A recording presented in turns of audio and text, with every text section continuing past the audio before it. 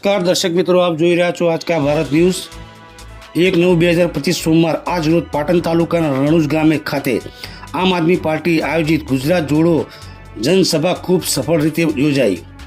આ તકે મુખ્ય અતિથિ તરીકે વિદ્યાર્થી નેતા અને ગુજરાતમાં સ્પર્ધાત્મક પરીક્ષાઓની તૈયારીઓ કરાવવામાં મોખરે શ્રી સમ્રાટ સામતભાઈ ગઢવી સાહેબ હાજર રહ્યા હતા।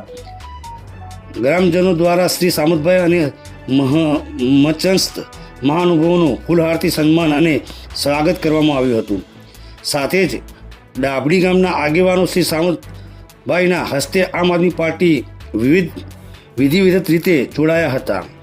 આ તકે પ્રદેશ કિસાન સેલ ઉપાધ્યક્ષ આલાભાઈ જામ, પાટણ જિલ્લા પ્રમુખ બાબુજી ઠાકોર, પાટણ વિધાનસભા પ્રભારી સ્વયંભાઈ સાલવી, જિલ્લા સોશિયલ મીડિયા પ્રમુખ રાણાજી ઠાકોર, રણુજ જિલ્લા પંચાયત ઇન્ચાર્જ દિલીપસિંહ વાઘેલા, બાલિશના જિલ્લા પંચાયત ઇન્ચાર્જ વિપુલભાઈ પંચાલ, રણુજ જિલ્લા પંચાયત કો ઇન્ચાર્જ આશીષભાઈ પટેલ, અલ્પેશભાઈ પટેલ સહિત મોટી સંખ્યામાં ગ્રામજનો હાજર રહ્યા હતા।